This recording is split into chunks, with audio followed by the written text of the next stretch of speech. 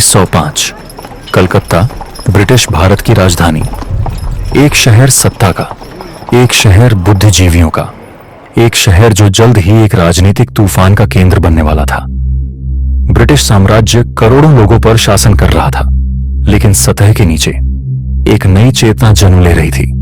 और फिर आया एक निर्णय जिसने भारतीय इतिहास की दिशा बदल दी। बंगाल का विभाजन। 1899 में लॉर्ड कर्जन भारत के वायसराय बने, महत्वाकांक्षी, आत्मविश्वासी और इस विश्वास के साथ कि ब्रिटिश शासन ही भारत के लिए सर्वश्रेष्ठ है।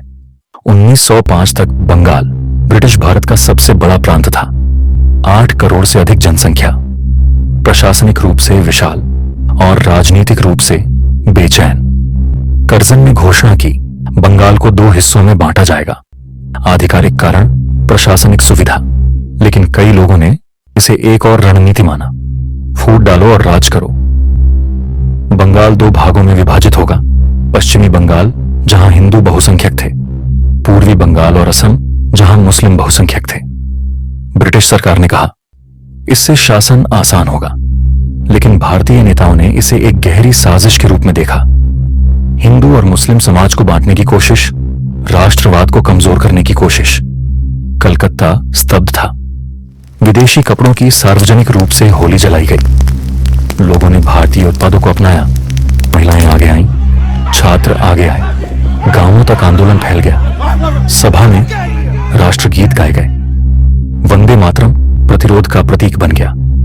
यह अब केवल एक विरोध नहीं था, यह जन जागरण था। ब्रिटिश सरकार ने बंगालियों के भावनात्मक जुड़ाव को कम आंका, उन्होंने एकता को कम आंका। 1909 में ब्रिटिश सरकार ने मॉर्लेमेंटो सुधार लागू किए। इससे भारतीयों को सीमित प्रतिनिधित्व मिला, लेकिन एक महत्वपूर्ण बदलाव के साथ मुसलमानों के लिए अलग निर्वाचन क्षेत्र। पहली बार राजनीति धार्मिक आधार पर विभाजित हुई। ब्रिटिश सरकार ने इसे सुधार कहा। कई भारतीयों ने इसे विभाजन की नीति माना। भारत की भविष्य की राजनीति नई दिशा ले रही थी। 1905 की विरासत अब भी जारी थी।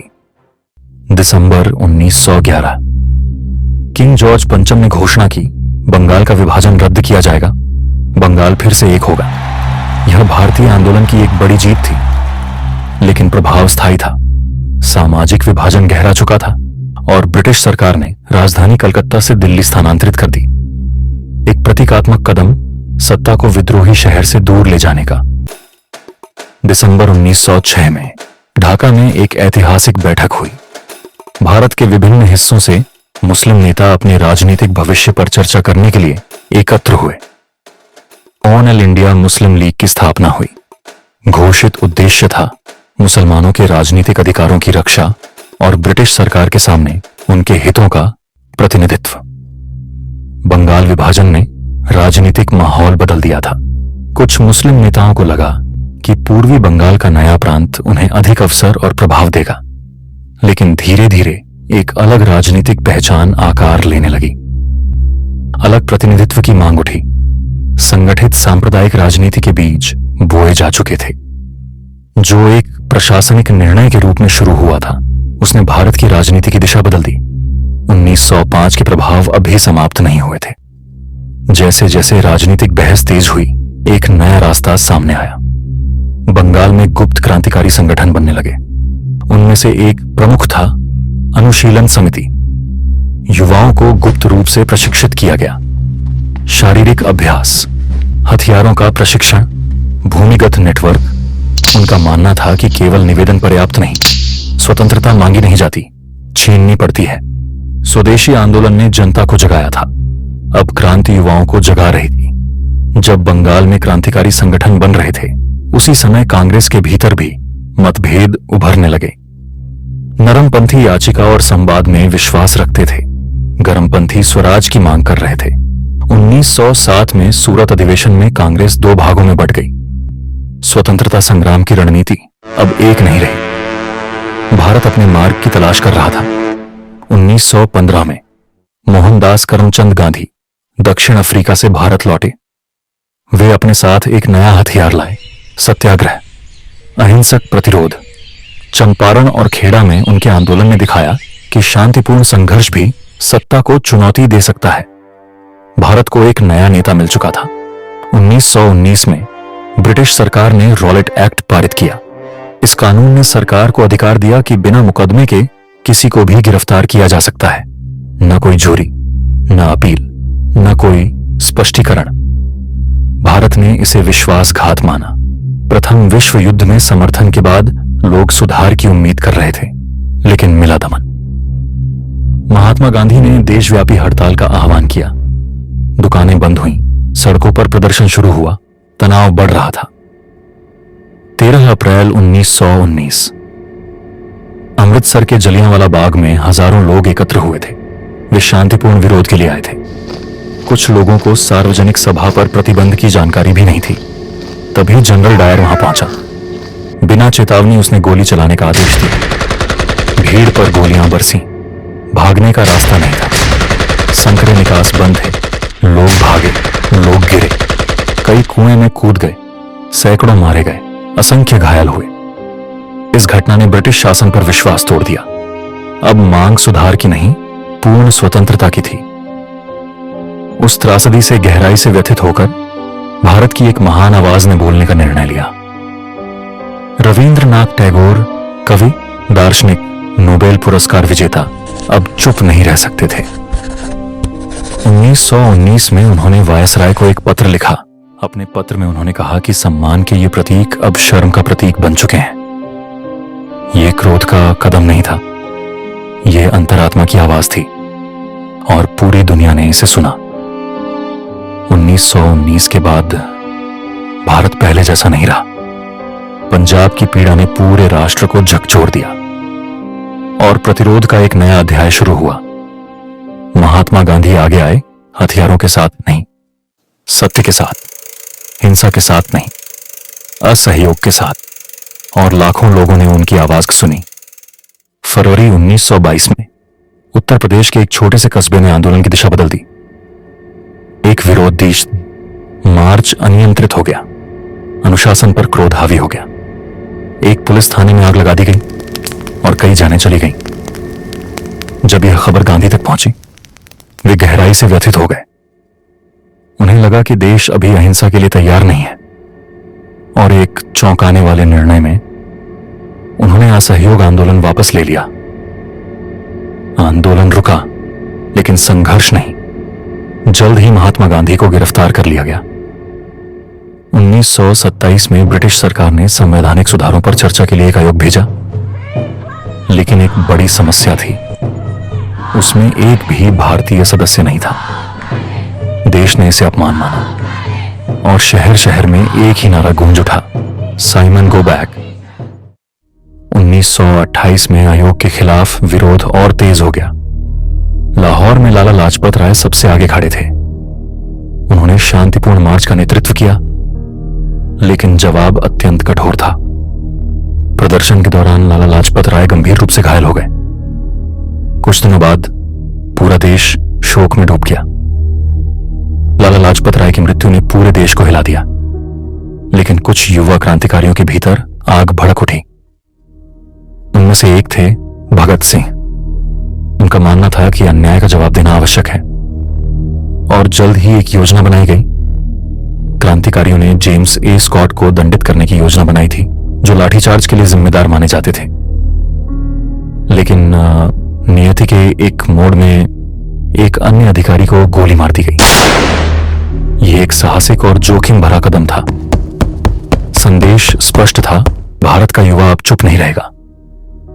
अप्रैल 1929 में दो युवा क्रांतिकारी दिल्ली की सेंट्रल लेजिस्लेटिव असेंबली में प्रवेश करते हैं। वे बम लेकर आए थे, मारने के लिए नहीं, बल्कि बहरे कानों को सुनाने के लिए। जैसे ही बहस चल रही थी, सभा कक्ष में धुआं फैल गया। पर्चे हवा में उछाले गए। इनकलाब जिंदाबाद। वे भागे नहीं, उन्होंने स्वेच्छा से आत्मसमर्पण कर दिया।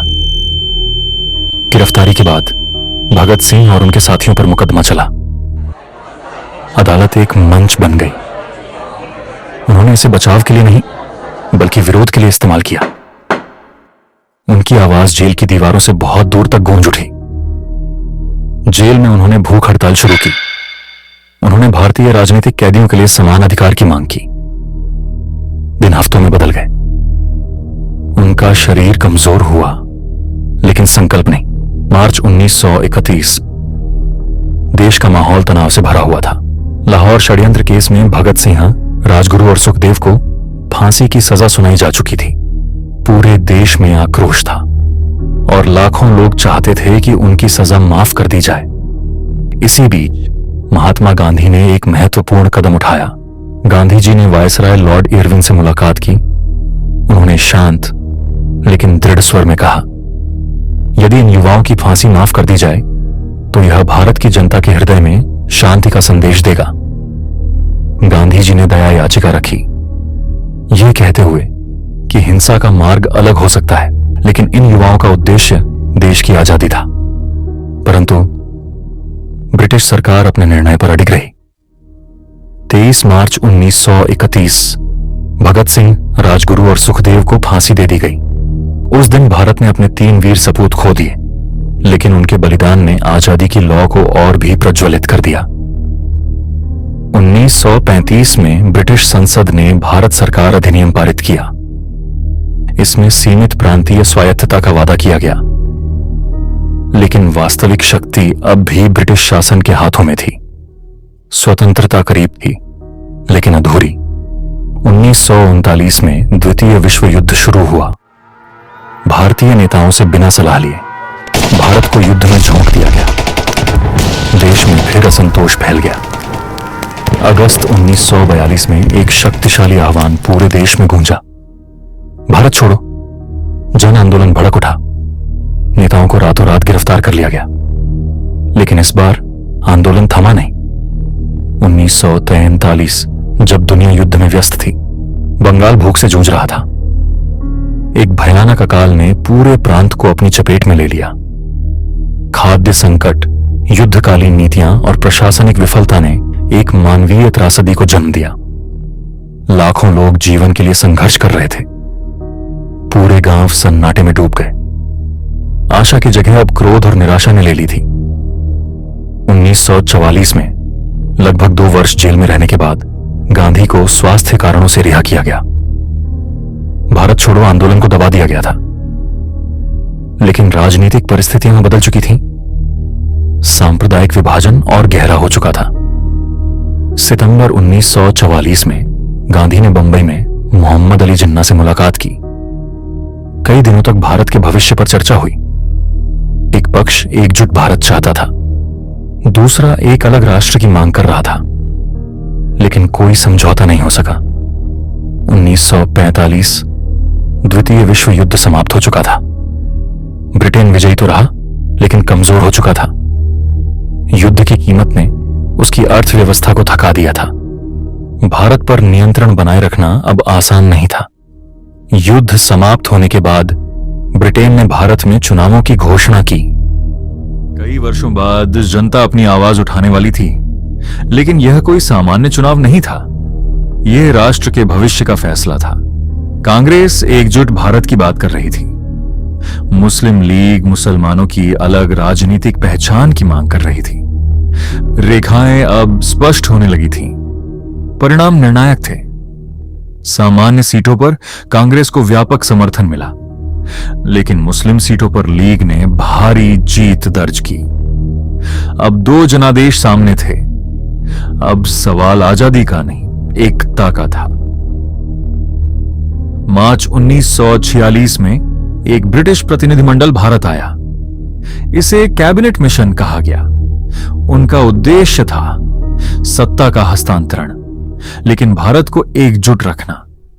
योजना में एक संयुक्त भारत का प्रस्ताव था, जिसमें केंद्र की शक्ति सीमित होगी। प्रांतों को 3 समूहों में बांटा जाएगा। तत्काल पाकिस्तान की मांग को अस्वीकार कर दिया गया। ग्रुप ए में शामिल होंगे मद्रास, बॉम्बे, संयुक्त प्रांत, बिहार, मध्य प्रांत और उड़ीसा। ये अधिकांशतः हिंदू बहुल क्षेत्र थे।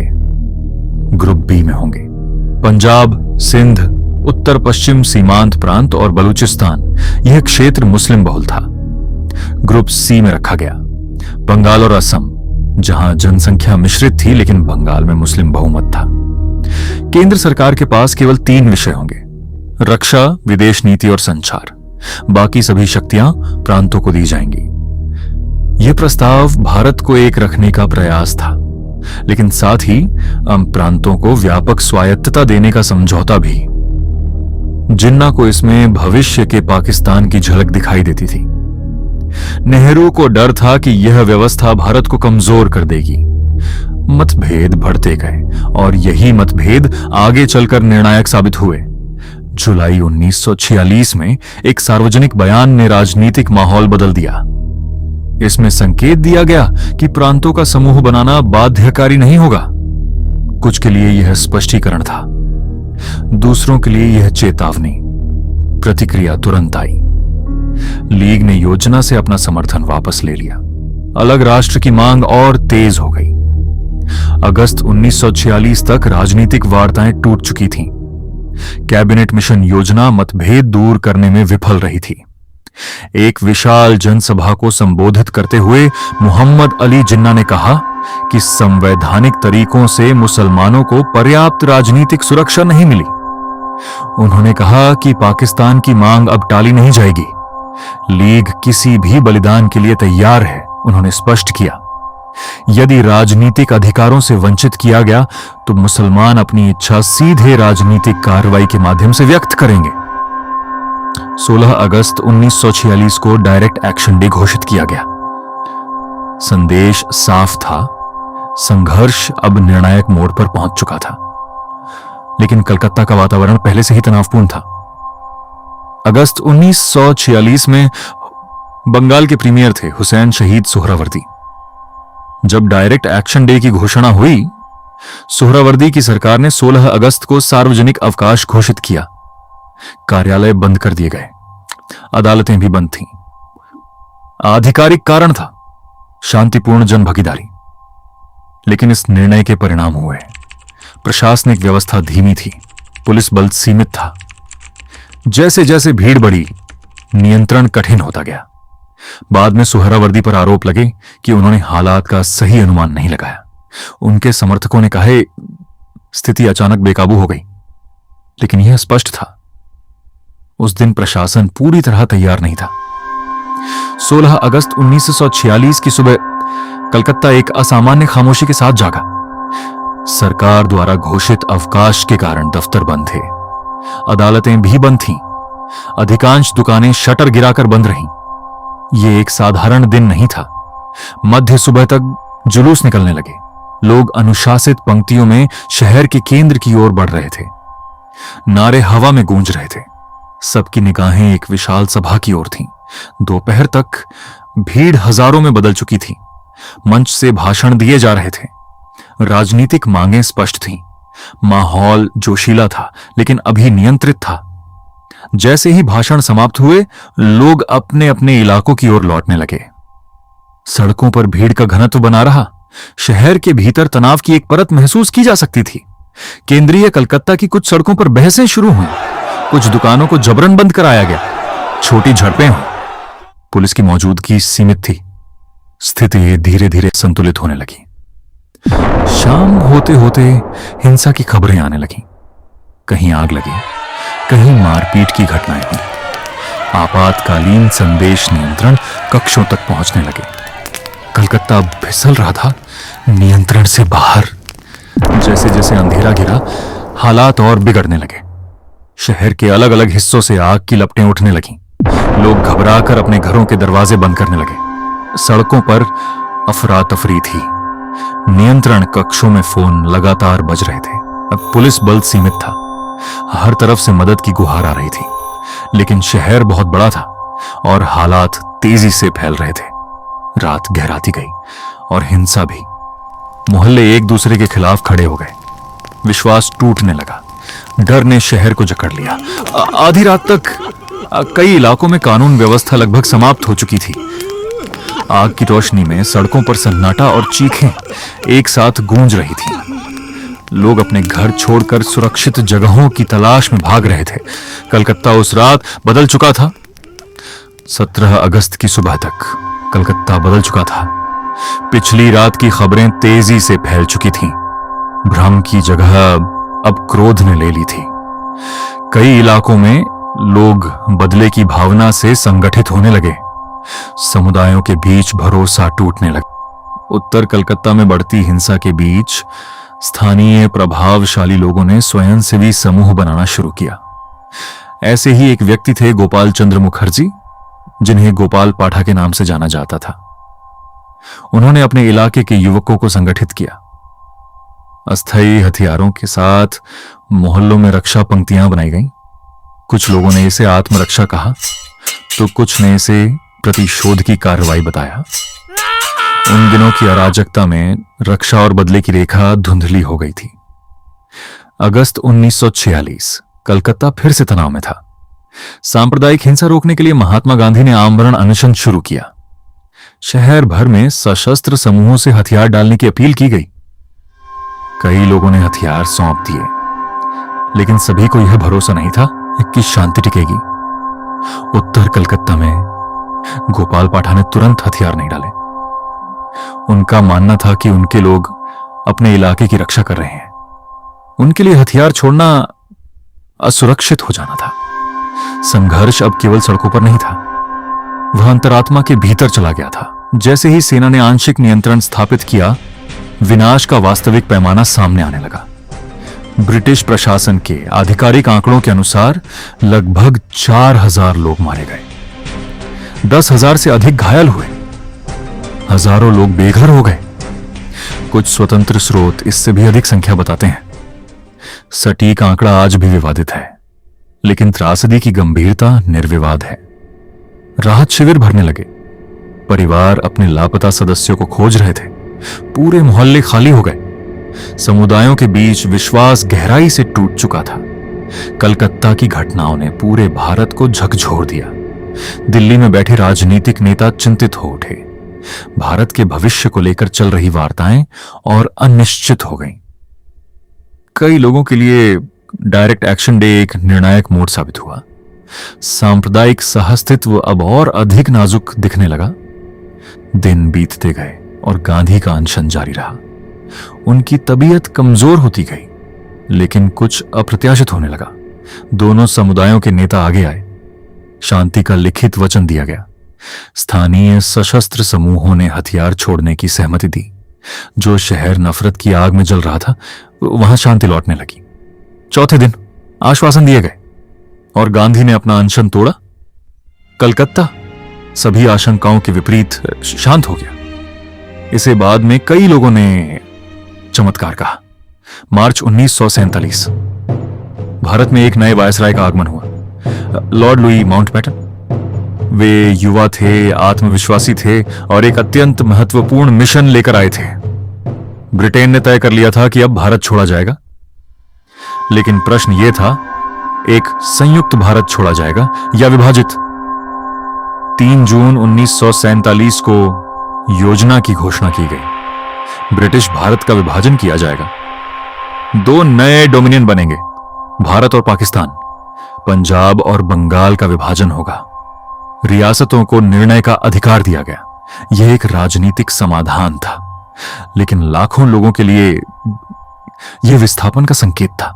सीमाओं को तय करने के लिए 2 बाउंड्री कमीशन बनाए गए, एक पंजाब के लिए और एक बंगाल के लिए। इनमें कांग्रेस और मुस्लिम लीग के न्यायाधीश शामिल थे, लेकिन बैठकों में सहमति नहीं बन पाई।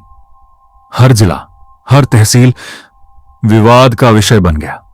गुरदासपुर, लाहौर, चिटगांव, खैबर, हर नाम के पीछे राजनीति थी।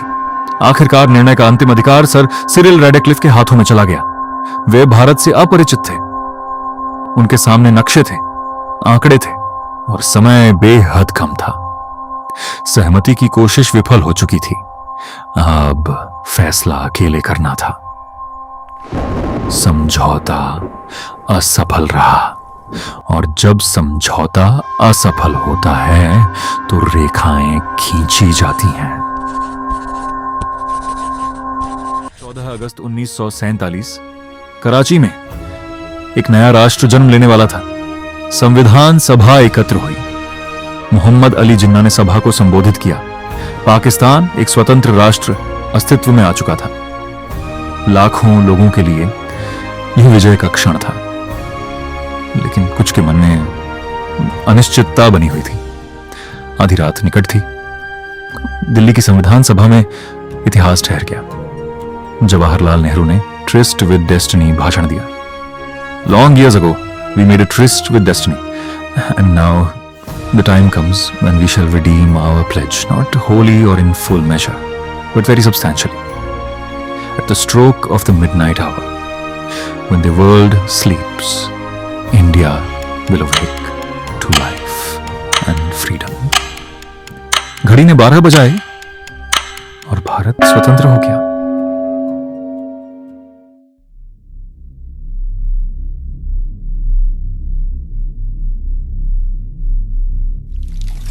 अगस्त 1947 को सीमाएं सार्वजनिक की गईं।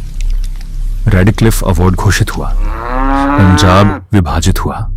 बंगाल विभाजित हुआ। लेकिन लाखों लोगों के लिए यह घोषणा बहुत देर से आई। लोग स्वतंत्रता का उत्सव मना चुके थे। उन्हें यह भी पता नहीं था कि वे किस देश में हैं। जैसे ही नक्शे सामने आए, अफरा तफरी मच गई। गांवों को पता चला कि वे सीमा के दूसरी ओर हैं। ट्रेनें दोनों दिशाओं में चलने लगीं। स्वतंत्रता आई, लेकिन उसके साथ आया विस्थापन।